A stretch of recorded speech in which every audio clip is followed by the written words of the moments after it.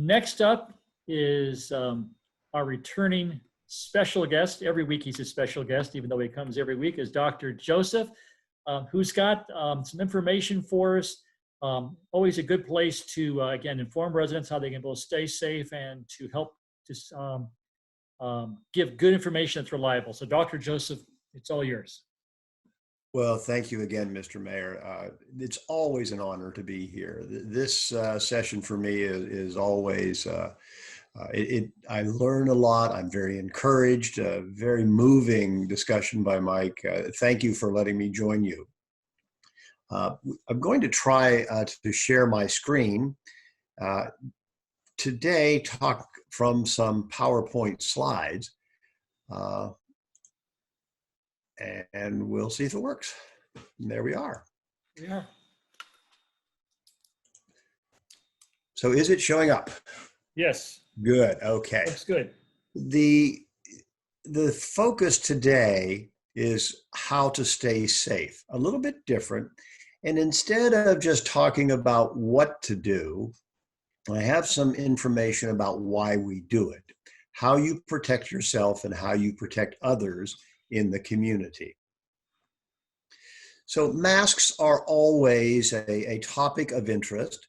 There still is a lot of misunderstanding and confusion about them, and I want to talk about these two. In the upper left is an N95 mask. It's fascinating to me that prior to the pandemic, no one outside of a healthcare industry knew what an N95 was, with some industry use. But it means that 95% of particles that are 0.3 microns or smaller are filtered. This is an inhalation filter. This is to protect the wearer. This is what healthcare workers use when they walk into a room of someone who is infected. These masks are limited. They're difficult to use. They're a little bit uncomfortable because they have to seal all the way around your face, nose, and cheeks. And in the hospital or in a care providing area, those who wear these have to be fit tested so that they do filter everything. So again, this is to protect the wearer. There's not a lot of them. And in general, they're used for healthcare workers or health providers with a few other limited exceptions. They are to prevent someone when they are around another who is infected. Now, off to the right, this is a surgeon's mask. It's paper, and it's specifically designed to be an exhalation filter. This protects the person next to you. Now, the way this was designed is to capture moisture. All infectious material, whether it's bacteria or viruses, are exhaled in moisture droplets, and this captures moisture. Very inexpensive. It's used in the hospital for years and years when a surgeon is working over an open wound and doesn't want his bacteria and viruses or whatever is in his nose and throat as normal bacteria to enter the open wound. So it protects the patient. These are used once, typically thrown away. They get damp, and when they get damp, they don't work, but they were only used by surgeons for years and years. And then it was recognized that using an exhalation filter is a great way to protect the people around you. And then we have all of these that have developed. They are the exact same principle. Typically, a tight woven cotton is best, but it's designed to capture moisture, and they work extremely well. So this protects the person that is next to the wearer. So if an individual is an asymptomatic or pre-symptomatic shedder of COVID, this protects everyone around whom they walk. So the health officer's order for all of us to wear these in public is really to prevent the spread of a virus from a person who is shedding virus as it captures moisture. The value of these is that they can be reused. And most people would do fine with only 2 of these because they last a long, long time. And if one gets moist, Then you just replace it with another one. Now in the bottom right, I have two that are circled. And these are, I could have put the line across it, meaning prohibited, but I wanted you to be able to see these very clearly. The person on the left who has the mask below her nose, this is not effective. I believe that I would be on good grounds walking up to her and saying, excuse me, that needs to be over your nose. You're wearing that to protect me. And by you putting that below your nose, I am at risk if you are shedding virus. And then the one on the right is one that confuses people the most. This is sold as either an N95 on the internet or other fabrics, but you see those black exhalation valves? Those exhalation valves mean that this mask does not filter what is being exhaled. This, it protects the wearer. The most common use for these is in industry. People who are cutting a lot of wood, such as those that work in Home Depot or Lowe's, or people that are working with dust, or people that are baling hay or out in the fields. This protects them from inhaling those fibers or inhaling those dusts, but there's no restriction to exhaling. This is not what you want to see someone wearing, because if that person is shedding virus, you are not protected. So the mask story we understand right now is fantastic. Each cotton mask can capture millions of exhaled virus particles. And since it's an exhalation filter, almost anything that is tightly woven cotton will work. If it's loosely woven cotton, then it should be several layers. Now this is new. This is extremely interesting to all of us, that we now can quantitate infection. So in general, an infection results from exposure to a virus for a period of time. Both of those can be quantitated. That is, how much exposure and how much time. And just as global examples, outside, the exposure is minimal. In the wind, the exposure is minimal. Inside, where there's no air currents, the exposure is higher. And the closer one gets to someone who is expelling virus, the amount of exposure is higher. So this is what we don't want to see currently. That's two people talking this closely. We know now that approximately 1,000 viral particles can cause an infection.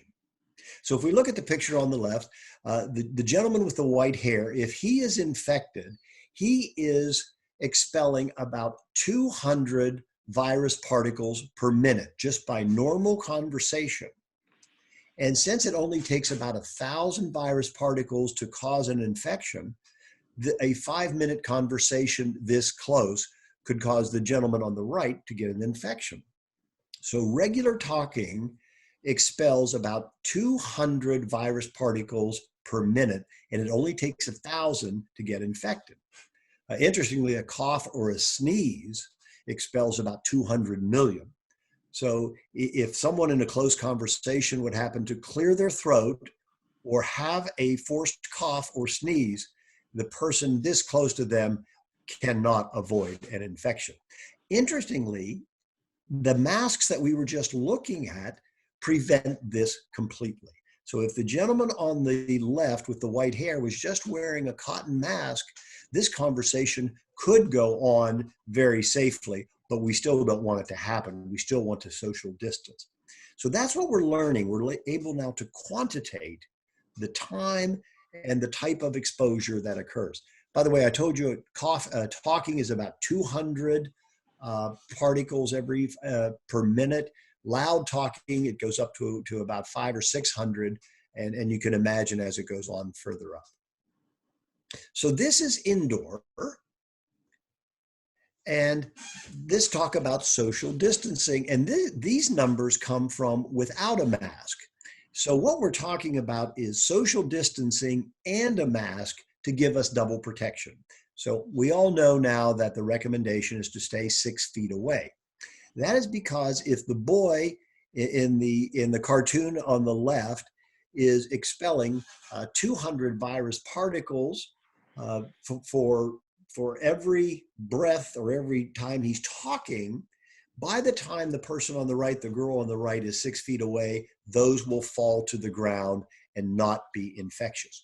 So if the gentleman, the boy on the left, is infected, but someone is 6 feet away from him, that virus will not travel that far. And this is indoors. That virus will not travel that far. It will fall to the ground. And then below that, you can see some of the things that are being suggested for restaurants or for break areas.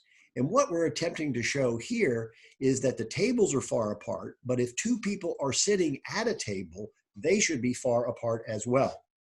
Now, I show this because our county, or the Bay Area counties, these people would be wearing a mask, but that's not uniform. All counties in California are not mandatorily wearing a mask as well as social distancing. And I want everybody to understand that. So if someone is not wearing a mask, either because you're in another county or another state, stay at least 6 feet away. And then numerically off to the right, I don't want to go through the math, but this is what happens with social distancing. Where we see day one, if that individual is infected, and there is no social distancing, by the time a month passes, he or she will have infected over 400 other individuals. On the other hand, if there is social distancing, even if that person is coughing, it's going to be extremely uncommon for anybody to get infected. And the mathematical modeling is that only 2 to 3 people will be infected. So social distancing is dramatically effective, just as masks are dramatically effective. And again, this is indoors, so you must stay away from other people indoors. And if you see someone who is not wearing a mask or not wearing a mask properly, you can tell them that they are putting you at risk. Now, I said emphasize that this is indoors. Outdoors is completely different.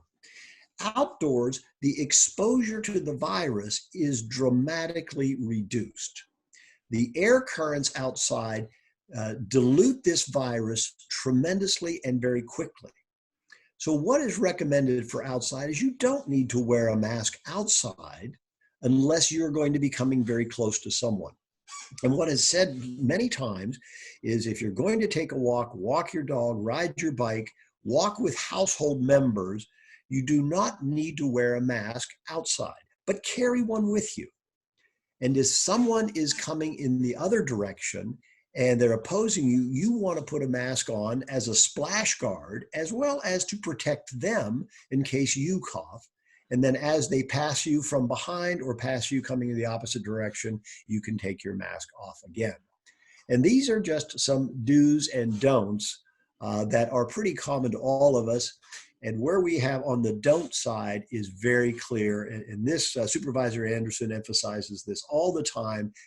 What we can do, what we will be permitted to do, will be guided by Dr. Farnatano and our county health department, as well as our state health department. Now, the last thing that I'll talk about is the fear or the misunderstanding of this virus on surfaces. And this is a table that I made from several papers, and I want to go through it. Doorknobs and high touch areas are important because when we touch a doorknob or when we touch a fixture in a bathroom, and if we have virus on our hands because we just wiped our nose and we are shedding this virus, that virus can be detected for a long period of time because of the oils on our fingers. That's what keeps the virus viable. This virus is extremely susceptible to drying. That's why air currents kill it right away. Now, wood, plastic, cardboard, clothes, even the surfaces of the skin, you can see how long the virus lasts. What I think is the potential infection are high touch areas. High touch areas are things like doorknobs, perhaps cabinets in the kitchen that have a metal handle, fixtures in the bathroom or in the kitchen. Those are high touch areas. They need to be disinfected if you're in a household with someone who is shedding the virus. But that's about it. It's really not a risk of cardboard, of clothes, of things that are in your supermarket.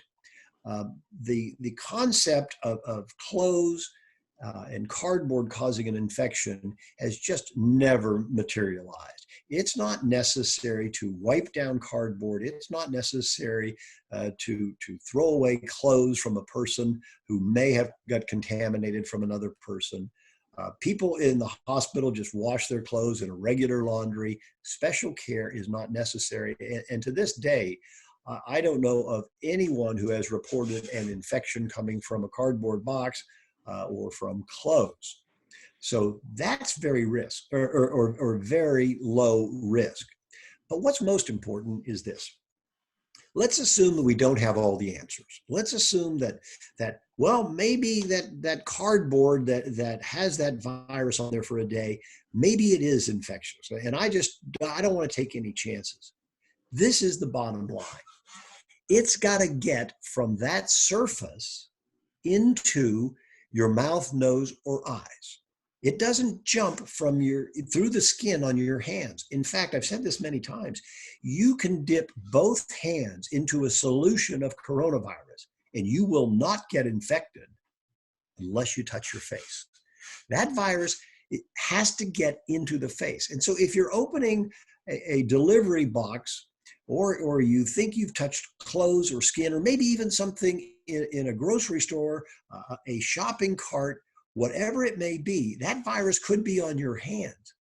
But if you use hand sanitizer or wash your hands before you put your hands to your face, you will not get infected.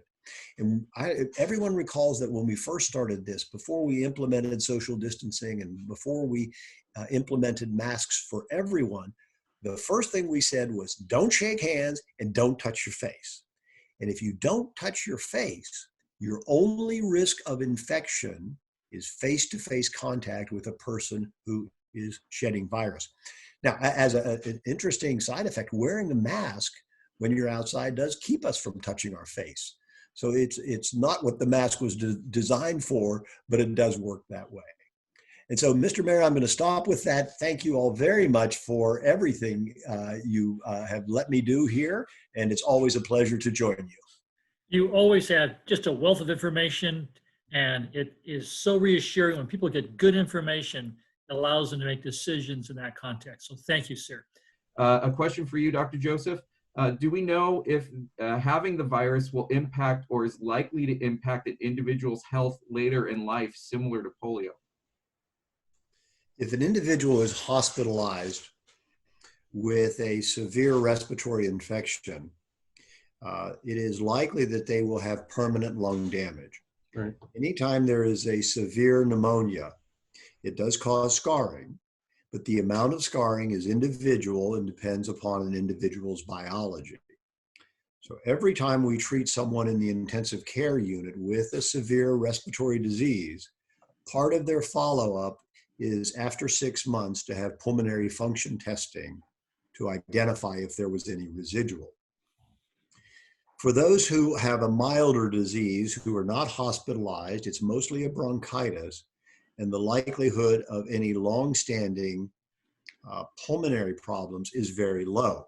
Most that I know of have had complete recovery if they've not been in the hospital. There are rare exceptions with this virus that can affect other major organs. So this virus can affect the heart, it can cause a stroke, it can cause blood clots. There is a new pediatric syndrome that's very similar to Kawasaki's disease. All of these are in the 1 to 2% of the 100,000 or so, and 1.5 million in the United States. So it's a substantial number, but a small percentage. All of those will have some long-standing complications. Great. Next question. Recently, the CDC announced that it's not easily spread from surfaces like playgrounds and other surfaces. You went over the, how long it lives on each surface, but is there any new information, and do you agree with that statement from the CDC that it's not easily spread? Absolutely. That was the purpose of my last two slides. There are two components that the CDC addressed in their comments this week. One is that they demonstrated the virus on the surface, but they did not demonstrate that the virus was infectious. So they're two completely different things. I tried to show those numbers, but emphasize this is a person-to-person infection. Almost everyone who gets infected gets it from an infected person. On the rare occasion of high-touch surfaces, that may transmit an infection if you put your hands to your face. The earlier concept of disinfecting cardboard, disinfecting clothes, disinfecting areas around the house is no longer recommended. We all see what's being done on airlines and in subways. And I think that's because it's completely unknown if those surfaces were highly infected with moisture, and they're just doing that out of an abundance of caution. But we do not need to do those things routinely. So yes, I agree, and that was the purpose of the slides. Great, thank you. Well, there are several related to Dr. Joseph's PowerPoint slides. A couple questions. One, and I can kind of try and combine them together. But how is not being exposed to illnesses in general going to affect our immunity systems for the upcoming flu season? It should be completely unrelated. So this virus is completely different from all of the influenza viruses that circulate seasonally. We don't know if this is a seasonal virus or not. Predictions are all over the board, and I never make a prediction. I'm usually pretty good at telling you what has happened, but not what's going to happen. But there should be no relationship whatsoever to this pandemic regarding our immunity to flu season this coming fall. Great, and the final question, and Dr. Joseph, only if you have it handy and if you're comfortable, people are wondering what you use personally when you go outside, what your mask looks like and what you use to cover your face. I have a soft cotton mask that I wear because it's comfortable. It's an exhalation filter, so I'm wearing it in case I'm an asymptomatic shedder to wear to protect those around me. I've picked out of all of the ones that people have given me and made for me, the one that I use was made by a quilter, because quilter's cotton is the most dense cotton on the market and extremely comfortable, and I don't even have to think about moving it. Oh, thank you so much. Hey, Doc, I have one question. What is the typical start month of flu season? I personally think it's like October. Am I wrong? Well, now we're talking about influenza and not coronavirus. Correct. Influenza starts in the Northeast and moves west. So in October, maybe even in September, there will be cases of influenza and maybe clusters of influenza in the East. Our biggest season in California is usually late December, January, February. Because the flu shot does not provide long-lasting immunity, we stagger the timing for flu shots. So widespread travelers have to get it early, of course, because they may be exposed any place. But if you stay in California, generally flu shots late October, early November are the best.